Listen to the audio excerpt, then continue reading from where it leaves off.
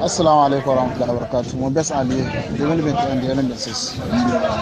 A iya sani na zinariya ita ga kokowa kantar kanta. A zo ana bitanta. To ga man fetur nan shi ma ya hasala ya gaji zama cikin kasa. Ya haito waje. Ga sunan. Shi nan cikin Agadas an ce yamma ga madama kilomita 200.